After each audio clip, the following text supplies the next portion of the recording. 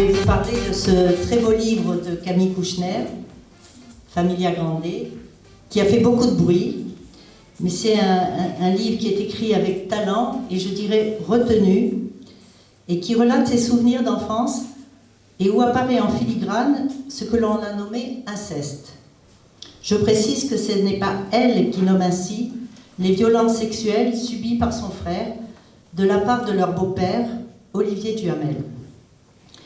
Familia Grande, c'est une famille connue qui faisait partie de l'élite intellectuelle parisienne. Ce genre de violence intrafamiliale, souvent cachée, concerne un très grand nombre d'enfants. Le traumatisme est immense, et d'autant plus fort que les liens sont proches.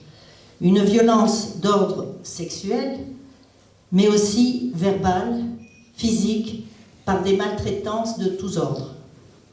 Aujourd'hui, il est aussi beaucoup question des violences sexuelles exercées par des prêtres catholiques sur des enfants.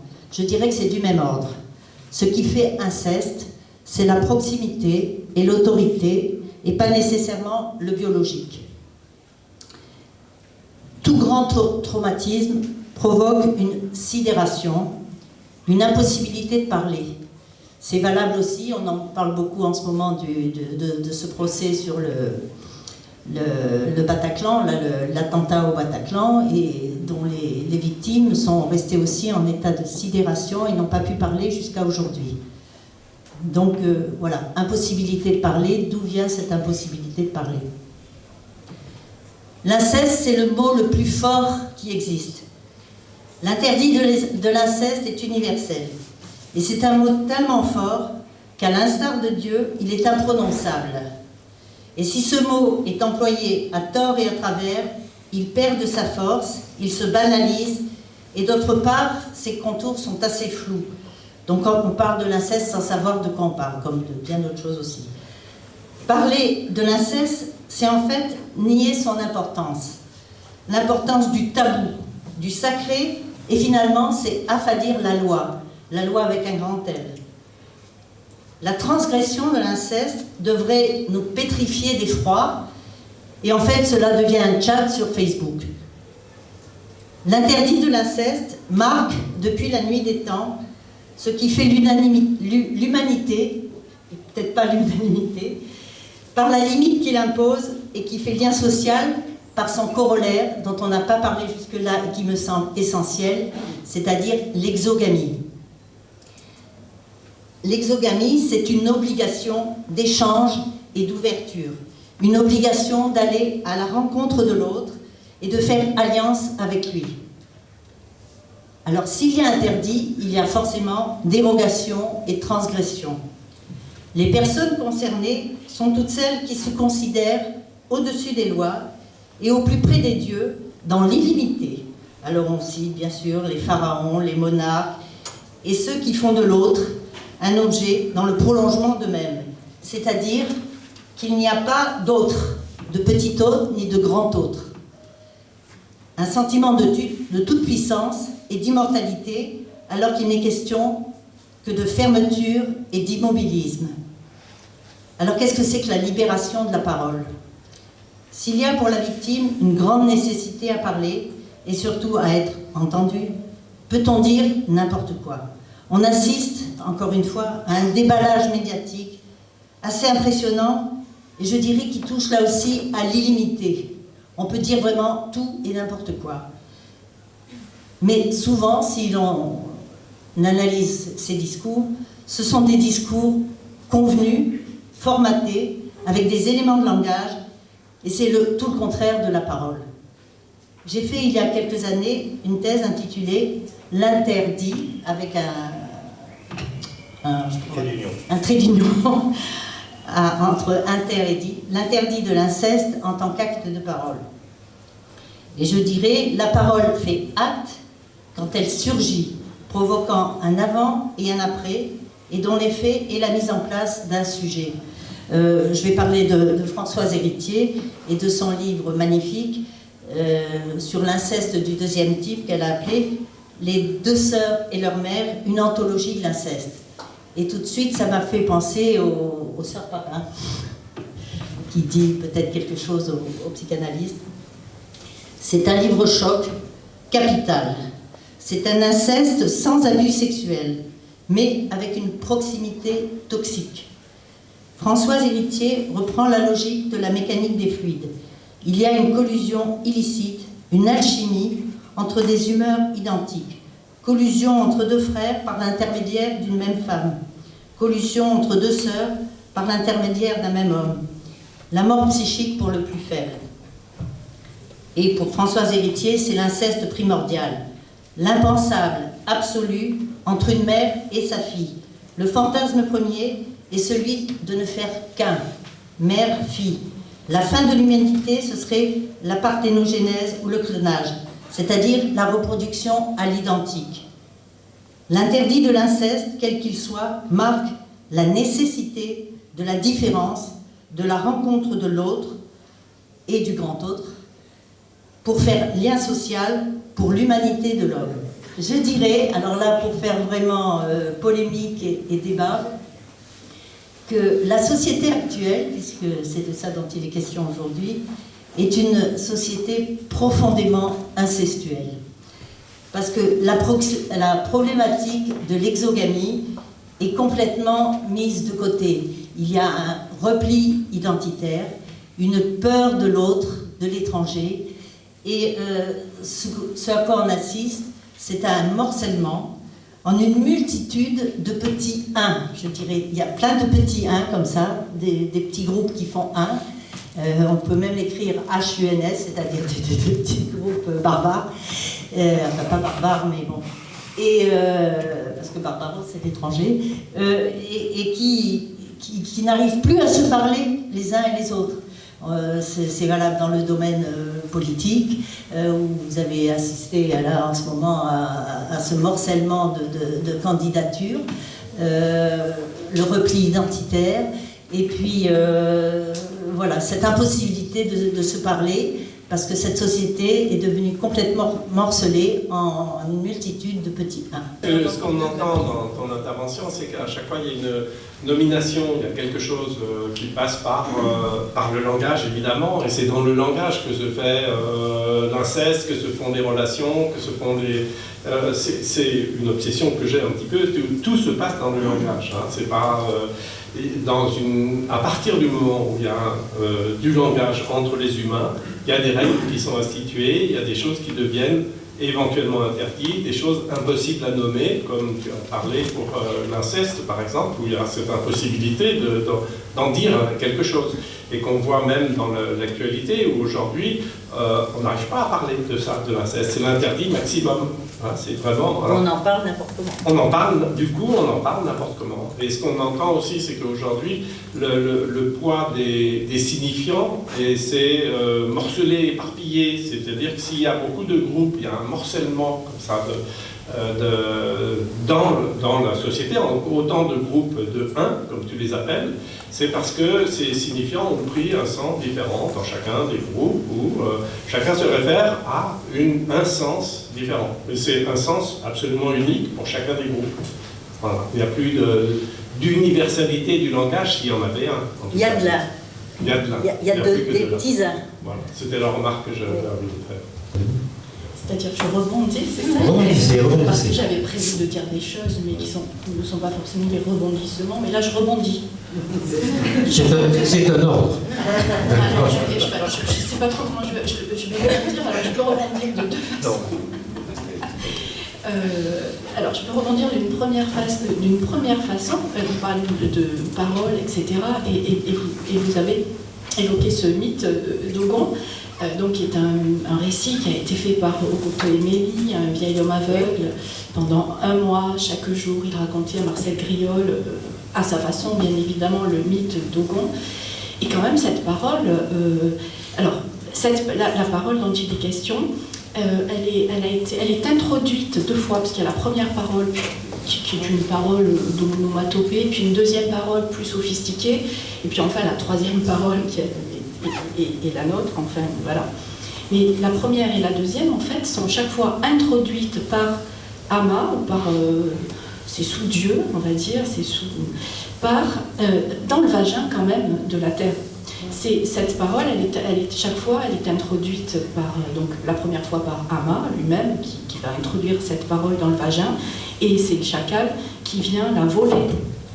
Et pour la voler, puisque c'était la première création, je vais vous passer quand même les 33 jours de récit primitif, hop, le chacal vient la voler, donc il commet l'inceste, la terre saigne, et du coup elle est impure. Et du coup, Ama c'est Dieu, qui a créé la terre à partir d'un bloc de terre, qui a créé la terre à partir d'un bloc de glaise, la terre-mère, qui est quand même créée par un homme, Dieu. Voilà. Bref, il ne peut plus s'unir à elle parce qu'elle est impure. Et donc du coup, il va créer autrement deux êtres qui, à leur tour, vont, avec d'autres êtres encore qu'eux-mêmes auront créés, rentrer à nouveau dans le vagin de la terre pour y introduire la deuxième parole. Et là, un des êtres rentrés dans le vagin de la terre, enfin, je passe les détails, hein, c'est le 8e, mais parce que le chiffre 8, enfin bref, non, le 7e parce que le chiffre 7 est parfait, c'est 4 plus 3, le masculin et le féminin, donc c'est absolument parfait. Donc lui, de l'intérieur, vous essayez d'imaginer, de l'intérieur du vagin de la terre, il accole sa bouche et il pousse 80 dents qui ensuite constitueront le métier à tisser des dogons, et il souffle. Et la parole va sortir par le métier à tisser qui sont ces dents et ce souffle de l'intérieur du... Voyez ce que je veux dire, voilà. Premier rebondissement, donc je ne sais pas d'où je vous parle, mais voilà. Est-ce qu'on n'arrive pas aujourd'hui, parce qu'il faut qu'on situe un peu notre intervention là, dans un temps tout à fait contemporain, moderne, où on relève chacun quelque chose d'un éparpillement. En même temps du sens, en même temps de l'interprétation des lois, peut-être, il faudra qu'on en parle, en même temps de l'interprétation de l'interprétation. Voilà. Il y a peu de choses qui font aujourd'hui consensus, c'est quelque chose qui est inscrit dans la modernité, véritablement. Quelque chose de tout frais. Hein. Et donc cette question-là se pose. Les mots n'ont plus un sens, ils ne font pas coupure. Ils font 36 coupures, si on peut dire. Hein. C'est haché menu, le sens des mots. C'est comme ça aussi que je vois, que j'interprète les choses. Jean-Jacques. Non, c'est juste pour rappeler sur la question de la coupure, qui est très juste, c'est que du point de vue de la conception freudienne de l'inconscient, et que Lacan a repris à son compte, il s'appuie sur si je peux dire, sur la haute tradition juive, c'est-à-dire que on considère que l'inconscient n'est qu'un long ruban continu, un long ruban de l'être continu. Si vous allez d'ailleurs à la synagogue, d'un certain point de vue, les talmudistes aussi la considèrent qu'ils portent leur voix pour couper le texte qui, lui, est infini. Et donc, d'où vient un jour une coupure? Qui fait? Comment se fait le fait qu'on coupe pour donner sens? Il y a de l'un, mais d'où procède-t-on? Donc c'est une question qui a passionné Freud et Lacan, et je pense encore nous-mêmes, comme ça continue à passionner les théologiens, à savoir si nous vivons dans un long ruban textuel comme ça, d'où nous vient, et à chaque époque ça peut tourner effectivement, d'où nous viennent les coupures et les nouvelles coupures. La question effectivement est très haute. Justement, ce que j'essaye de dénoncer, c'est qu'il n'y a plus de parole, il y a du discours illimité. Et on le voit bien même dans les médias, hein, dans les informations en continu. Il y a non seulement l'information en continu, mais en plus en dessous, il y a encore du texte, des fois qu'il n'y en aurait pas assez. Et donc, on répète à l'infini le même événement. Ce qui fait ça le démultiplie et du coup il n'y a plus d'événements. Il n'y a aucun espace. Il n'y a aucun espace, aucune coupure. Et voilà.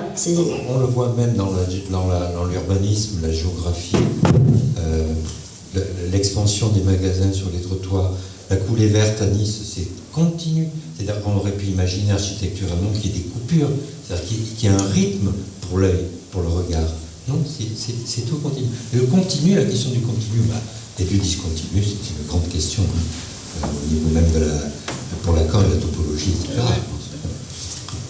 l'inceste, moi, ce que j'ai prévu de présenter là, je ne travaille pas sur la famille, je ne travaille pas sur ces questions-là, je dispense un cours genre la sexualité dans lequel je traverse ces questions, enfin, et je rencontre des auteurs. Donc je ne parle pas d'un terrain, mais plutôt d'auteurs, et j'avais prévu donc de vous parler de mes collègues finalement, et des travaux de mes collègues.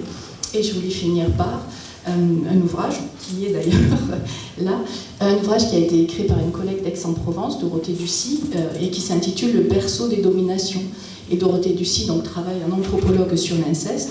Et ce qui est intéressant dans son travail, de mon point de vue, c'est qu'en fait, j'y reviendrai après, mais justement, en anthropologie, Lévi-Strauss a posé l'inceste comme l'interdit de l'inceste comme le premier pilier des sociétés. Il en pose 3 piliers, Lévi-Strauss: la prohibition de l'inceste, une forme d'union stable, la division sexuée des tâches et du travail. Donc pour lui, ce sont les 3 piliers. Et donc, chez nous, dans notre discipline, l'inceste a, et quand on regarde dans les textes, et c'est ce que fait Dorothée Ducy, a toujours été envisagé sous l'angle de la prohibition.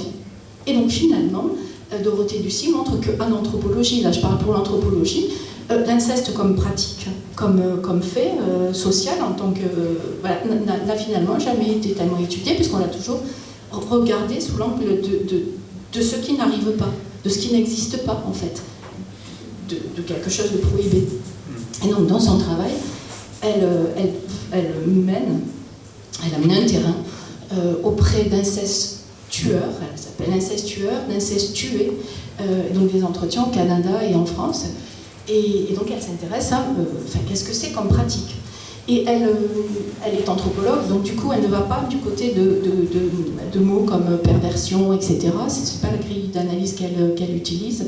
Elle utilise plutôt des grilles d'analyse marxistes ou féministes, ou voire structuralistes. Elle adopte une écriture qui vient en rupture de l'écriture anthropologique, parce qu'elle pense justement que la forme classique en anthropologie est hétérocentrée, androcentrée, et ne peut que reproduire ce manque de mots, en tout cas ce silence autour de l'acte. Et donc son livre est intéressant de ce point de vue-là aussi, parce qu'elle retravaille vraiment la langue, ce qui est rarement le cas des anthropologues. Et du coup, en utilisant ces théories, elle aborde plutôt l'inceste sous l'angle politique, en fait, comme un ordre. Et elle montre en fait que l'inceste est un ordre. Un ordre au sein des familles, et voire même au sein d'un ordre, pas un ordre, je donne l'ordre, mais un ordre, quelque chose qui... Un ordre. Voilà, un ordre. Organisation. Voilà, un ordre.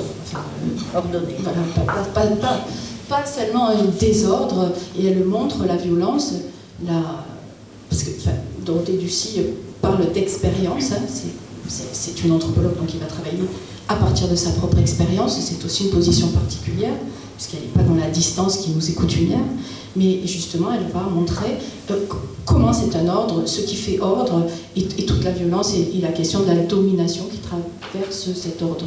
Donc là, du coup, voilà, sur l'inceste, mais c'est un travail majeur pour nous, parce qu'elle va à l'encontre, hein, encore une fois, de tout ce que l'anthropologie n'a pas pensé finalement.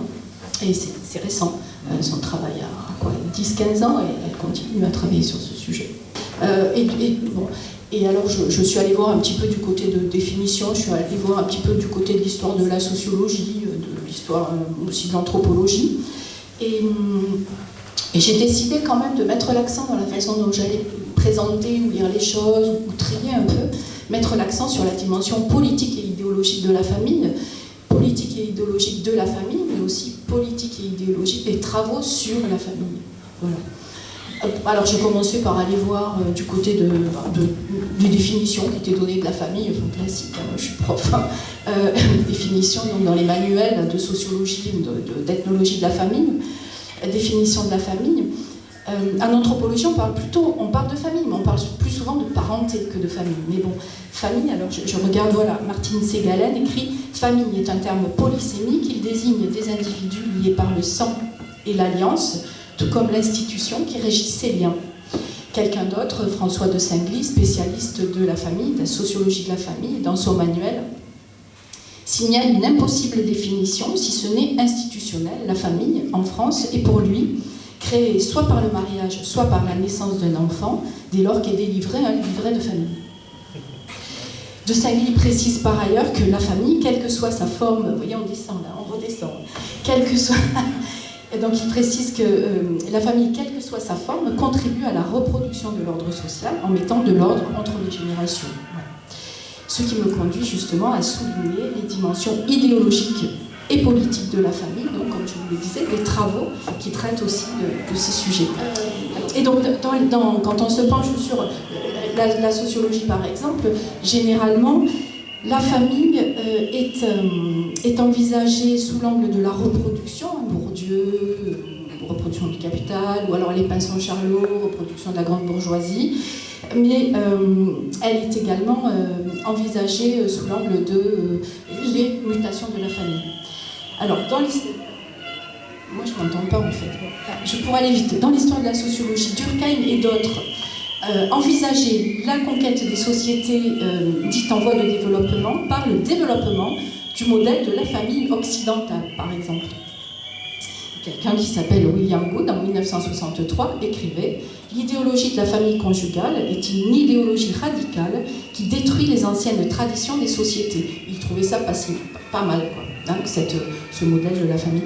Auguste Comte, en 1839, écrivait « Les graves atteintes que reçoit directement aujourd'hui cette institution fondamentale doivent être regardées comme les plus effrayants symptômes de notre tendance transitoire à la désorganisation sociale.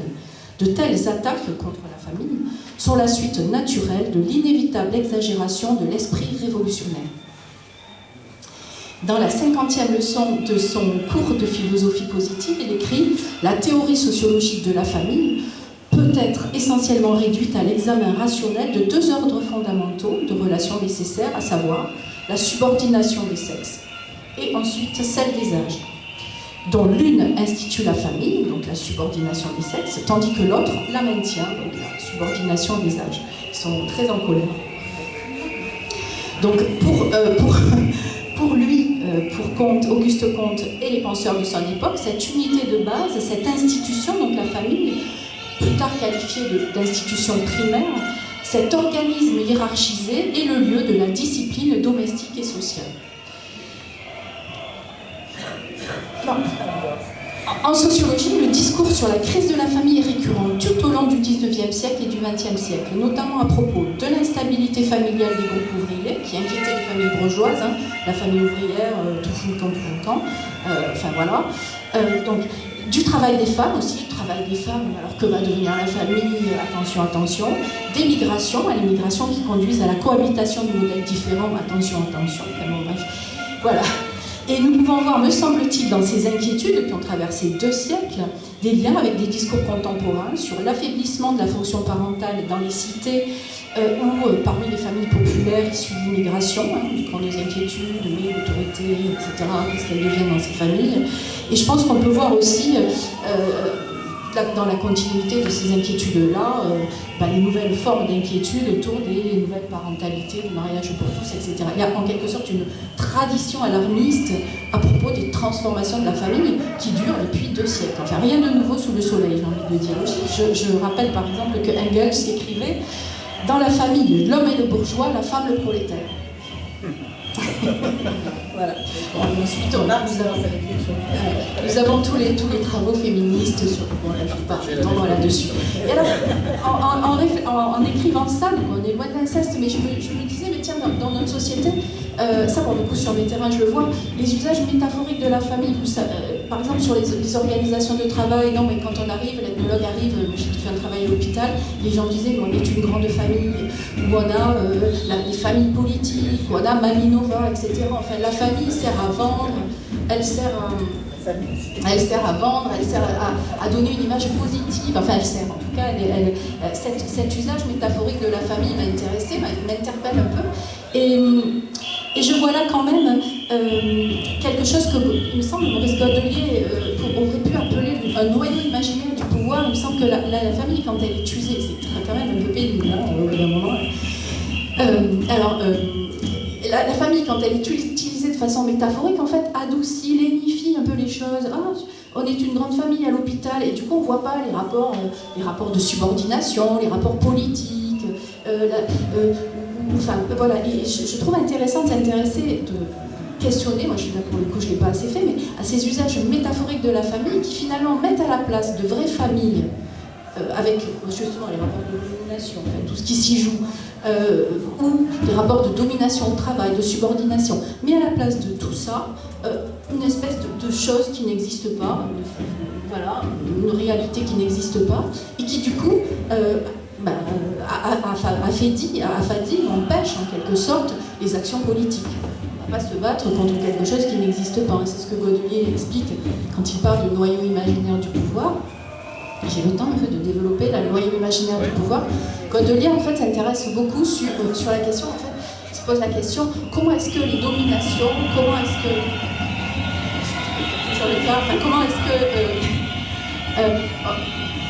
fonctionnent les mécanismes de coercition, comment les dominés finalement acceptent entre guillemets leur domination, comment le pouvoir n'est pas sans arrêt renversé. Et alors il s'intéresse au mythe et entre autres, et Godelier est quelqu'un qui privilégie la dimension imaginaire sur la dimension, on en parlait tout à l'heure, voilà, sur la dimension structurelle, enfin sur le symbolique. Ouais, et sur le symbolique, et alors il s'intéresse à la façon dont finalement les sociétés se racontent des histoires ou mettent à la place d'hommes des êtres surnaturels ou des forces invisibles à l'origine de la société, je ne sais pas si je suis claire, mais forces contre lesquelles on ne peut pas agir. Par exemple, si on m'explique que c'est un dieu vert qui a créé, qui a circoncis la terre parce que Haman ne pouvait pas s'unir à elle, etc., mais moi, le dieu vert, je ne vais pas pouvoir aller lutter contre lui. Et donc, cet ordre-là, dans la mesure où il n'est pas produit par des hommes, je ne vais pas pouvoir agir. La règle de l'offre et de la demande, enfin le marché, toutes ces choses-là abstraites, Godelier les appelle donc le noyau imaginaire du pouvoir, comment le pouvoir met à la place d'être réel des êtres ou des forces surnaturelles contre lesquelles on ne peut pas agir et qui du coup gardent en fait le pouvoir, enfin maintiennent le pouvoir en l'état. Et donc du coup voilà, cet usage, tout ça pour dire que cet usage métaphorique du terme famille, il me semble qu'on pourrait l'envisager comme quelque chose qui serait de l'ordre d'un noyau imaginaire du pouvoir. Voilà. Est-ce que Internet est une sorte d'amplificateur de ce phénomène ? De l'impossibilité en fait d'avoir un pouvoir concret, donc de l'affronter. Est-ce qu'il n'y a pas quelque chose dans cette virtualité qui amplifie ce phénomène? Il y a des choses qui nous arrivent, qui nous sont en quelque sorte imposées. Il y a aussi cette espèce de continuité, mais qui n'est pas incarnée. C'est une question que je me pose en écoutant. Sûrement, je ne peux pas répondre. Effectivement, mais par contre, je crois que les usages politiques, je crois que quand même, il faut quand même interroger aussi ce qu'on fait d'Internet, comment les usages d'Internet voilent ou effacent certaines choses, comment Internet n'empêche pas de... Non, mais c'est un autre écran de fumée en fait. C'est ça. Mais ce qu'on entendait tout à l'heure, dans ce que vous disiez à propos d'Auguste Comte sur cette idée de la famille qui se dévalorisait, etc., c'est de toutes les époques où on revient sur cette question de la fixité du sens, qu'il n'y a pas, qu'il ne peut pas y avoir. Et donc il y a une évolution, un changement à toutes les époques, et à toutes les époques, il y a ce qu'on apprend, ce que j'ai cru apprendre, ce que j'ai cru savoir, qui est remis en cause, qui est bousculé par la modernité de chaque époque, pas seulement celle d'aujourd'hui. À chaque époque, il y a une remise en cause. Et alors, le phénomène qui est peut-être sans doute nouveau, c'est la rapidité de ces remises en cause. C'est entre autres l'intervention d'Internet, très certainement. Ça, c'est un événement où il y a une déstabilisation et tous les sens. Et je reviens sur cette question d'éparpillement, de morcellement. Il ne peut pas y avoir d'accord dans la mesure où il n'y a pas de société uniforme, unique, assemblée par un roi, par une symbolique marquée. Même la symbolique bouge sans arrêt. Voilà. C'est dans ce sens-là que je crois cette question de tout temps, il y a eu une remise en cause. Aujourd'hui, elle est peut-être plus violente, plus précipitée encore que précédemment. Parce que c'est intéressant, donc ça me rappelle une vieille discussion avec Baudelaire, qu'on avait, mais ça date d'au moins 15 ans, où il avait déjà insisté sur la fonction de l'imaginaire, sans la hiérarchiser sous le coup du symbolique. Hein. Il polémiquait les psychanalystes pour dire qu'ils avaient une vision hiérarchique. Et que Lacan, in fine, d'ailleurs, avait cessé d'avoir, mais c'est peu diffusé dans les milieux analytiques. Je dirais, actuellement, quand vous avez des enfants qu'on reçoit, des adolescents, des jeunes, ils sont comme les adultes, c'est-à-dire ils n'arrivent plus à faire récit du réel du monde. Ils ne savent pas faire récit. C'est cette question extraordinairement simple et complexe à la fois. Comment l'enfant, à 3 ans, il fait récit de la crise, de la peur, de ses angoisses dans la crise covidienne. Il fait comment pour faire récit?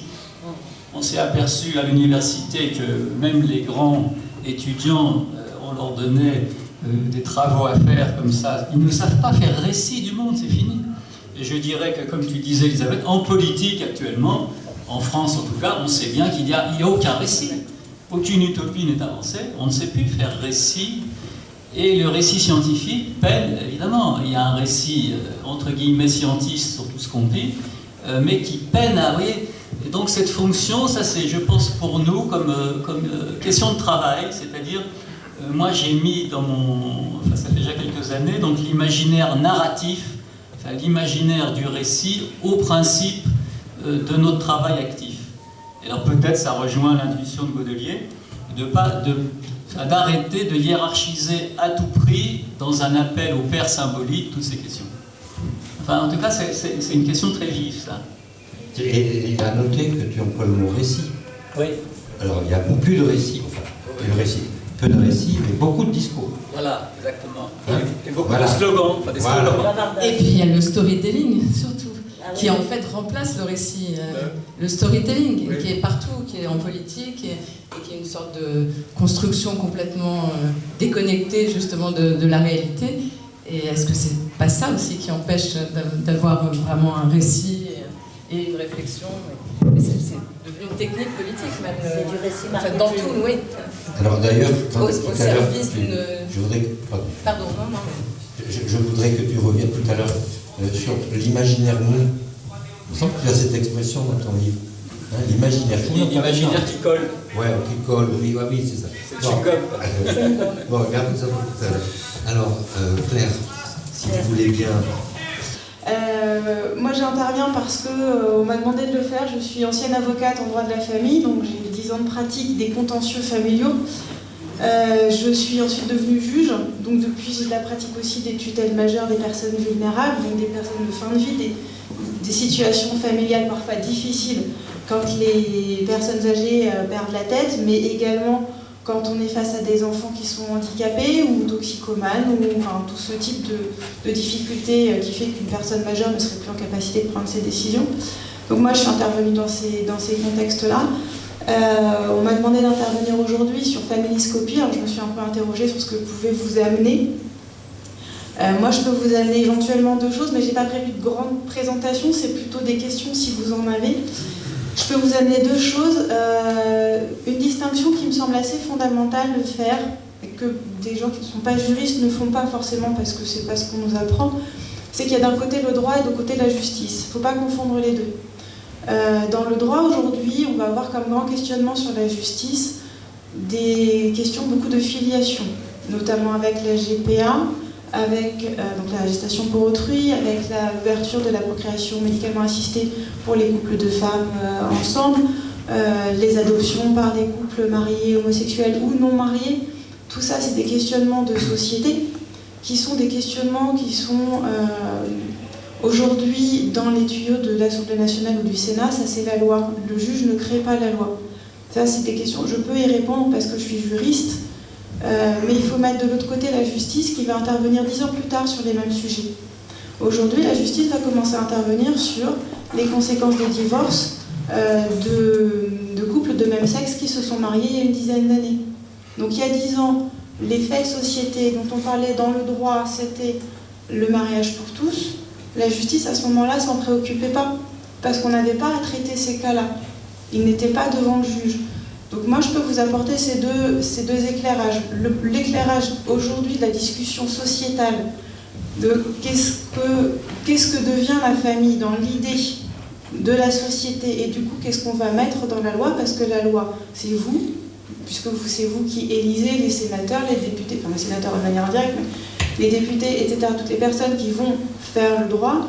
La justice ensuite, nous petits juges, on ne fait que l'appliquer cette loi. Alors oui, on peut l'interpréter à la marge, mais le juge ne fait pas la loi. Le juge va intervenir 10 ans plus tard pour régler les problèmes qui ont été causés dans l'application de cette loi. On avait discuté aussi un peu ce midi quand on s'est vu sur l'inceste, puisque c'était le thème qui a ouvert cette discussion. On m'a demandé qu'est-ce que la criminalisation de l'inceste a changé dans la justice. En fait, rien. Il y a des choses qui vont vous donner l'impression que ça va faire bouger beaucoup de choses dans la justice, mais non, pas du tout. Pour un juge, l'acte incestueux qui est criminalisé aujourd'hui, il l'était déjà avant. C'était juste que ça s'appelait un viol. Aujourd'hui, c'est un viol incestueux parce que commis dans la famille. Il était puni pareil avant.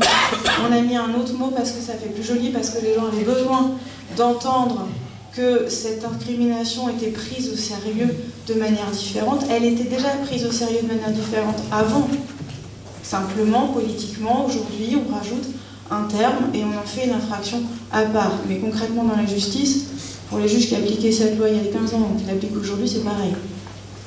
Voilà, donc, moi, l'idée aujourd'hui, c'est vraiment que je réponde à vos questions ou aux questions des intervenants.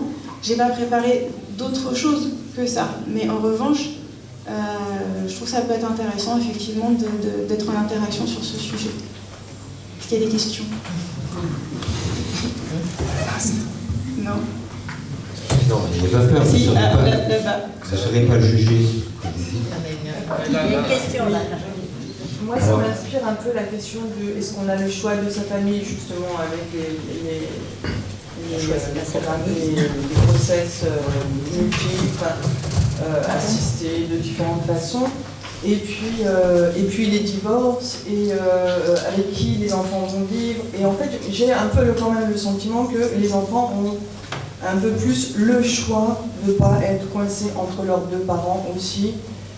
Et j'ai un peu l'impression qu'ils choisissent un peu plus leur famille, ou ils ont plus de chances d'échapper à leur famille. Alors, on va dire que les juges entendent certainement beaucoup plus les différentes positions qui peuvent exister dans la société que ça ne pouvait être le cas éventuellement il y a une trentaine d'années. C'est aussi une évolution des mentalités, et comme les juges sont des humains, ils suivent l'évolution des mentalités de manière générale.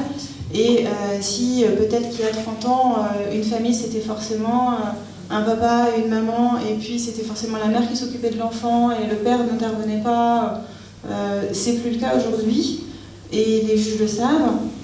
Et les juges se trouvent confrontés aussi à beaucoup de situations différentes où on peut retrouver des couples parentaux dans lesquels le schéma habituel va être inversé, avec un papa qui s'occupe beaucoup des enfants, une maman moins, ou alors un couple de papa ou un couple de maman. Les questions se posent effectivement, et du coup, le juge d'affaires familiales, quand il statue, on va dire que la première règle de droit qui s'applique, c'est statuer dans l'intérêt de l'enfant. Du coup, l'intérêt de l'enfant va être plus pris en compte, et si l'enfant est en capacité de dire des choses, ça va être entendu. Alors, ça va être entendu sans pour autant que le choix revienne à l'enfant. Ça faut faire un peu attention à ça, parce que c'est parfois un discours que les gens ont en tête. Ils pensent que si l'enfant est entendu par le juge et dit « moi je veux vivre avec mon papa » ou « moi je veux vivre avec ma maman », ça va être comme ça. Non. Parce que l'enfant ne doit pas porter cette responsabilité-là, déjà. Même si le juge se dit que oui, effectivement, l'enfant a raison, c'est certainement pas à lui de choisir, parce qu'on ne peut pas le mettre dans psychiquement le dilemme de se dire « je vais décider ». Et c'est moi qui vais dire au juge, et si le juge va faire comme je dis, parce que ça veut dire que s'il dit « moi je veux vivre avec mon papa », la maman va savoir que c'est lui qui a décidé que, et elle va lui en vouloir. On ne peut pas demander à un enfant de porter ça. C'est impossible. Mais pour autant, son discours, il va être entendu. Il va faire partie de tout un ensemble d'éléments qui vont permettre au juge de décider. Mais il va effectivement être plus entendu qu'il y a certainement un certain nombre d'années. À partir de quel âge c'est? Alors, il n'y a pas d'âge. Le Code civil dit que l'enfant est entendu à partir du moment où il a le discernement nécessaire. Très compliqué de savoir comment estimer le discernement d'un enfant. De manière globale, on va dire qu'on se dit que quand l'enfant arrive aux épées, il peut commencer à exprimer des choses qu'on peut entendre, mais plus il est jeune, plus il y aura de pincettes. Voilà. Après, le juge a l'obligation d'entendre l'enfant quand il demande à être entendu. Donc si on a une lettre d'un enfant de 3 ans qui s'exprime dans un français parfait, sans aucune faute d'orthographe, qui dit « je vais être entendu par le juge », j'ai des choses à lui dire. Oui, mais ça, c'est un futur Freud, c'est rare. C'est rare. Le juge a très bien conscience, parce que c'est pas lui qui a demandé. Pour autant, c'est le juge qui, en fonction du dossier, c'est très compliqué de répondre par des généralités parce que chaque dossier est unique en fait. Donc si on pense qu'il y a vraiment besoin qu'on entende l'enfant, ne serait-ce que pour le protéger de ses parents en fait, puisque c'est forcément un parent qui a écrit la lettre. Qui a soufflé. Donc ne serait-ce que pour le protéger, si on pense que ça peut être un peu dangereux pour lui, on va l'entendre. Je sais que tu veux ça. Et puis voilà, on fera ce qu'on veut de ce qui nous sera dit. Oui. Ma question elle est que, comme vous le posez, il y a une barrière, il y a une différence très nette entre la loi et le juge qui applique la loi. Et là, ce qu'on vient d'entendre, c'est que aussi on peut entendre l'enfant, on peut entendre, et que donc il y a d'une certaine manière la possibilité pour le juge de faire bouger, si ce n'est aujourd'hui, c'est demain, la loi, pour qu'il y ait quelque chose qui soit interprété. Il y a toujours quelque chose qui est interprété. Il y a des textes mais qui ne prévoient pas tout, qui ne peuvent pas tout prévoir. Alors, les textes ne peuvent pas tout prévoir, mais quand je dis que la loi et le juge c'est différent, c'est que c'est la loi qui va poser les bases. C'est la loi qui dit que le juge peut entendre l'enfant, c'est même la loi qui dit que le juge doit entendre l'enfant dans certaines situations. Je n'aurais pas nécessairement le droit de le faire si la loi ne le prévoyait pas. Après, heureusement que la loi ne prévoit pas tout et laisse une capacité d'appréciation au juge, mais l'appréciation, c'est pas le droit. C'est comment je vais appliquer cette règle de droit à ce cas particulier. La règle de droit au départ qui est un enfant peut vivre soit avec sa mère, soit avec son père, soit en résidence alternée, ça, le juge, il n'a pas de poids là-dessus. Si la loi disait un enfant, une fois que les parents se séparent, va forcément vivre avec son père, alors le juge, il envoie l'enfant chez son père. C'est parce que la loi dit ça peut être l'un ou ça peut être l'autre et c'est en fonction de l'intérêt de l'enfant que le juge va appliquer cette loi c'est en fonction de l'intérêt de l'enfant pour décider que dans ce cas-là, l'intérêt de l'enfant, c'est d'aller à cet endroit-là. Mais l'interprétation, c'est pas l'interprétation de la loi, c'est l'appréciation dans l'application de la loi qui nous est donnée. Alors on peut aussi avoir des lois à interpréter quand elles sont obscures, c'est ce qui arrive. Mais ça reste quand même à la marge par rapport à la norme législative elle-même.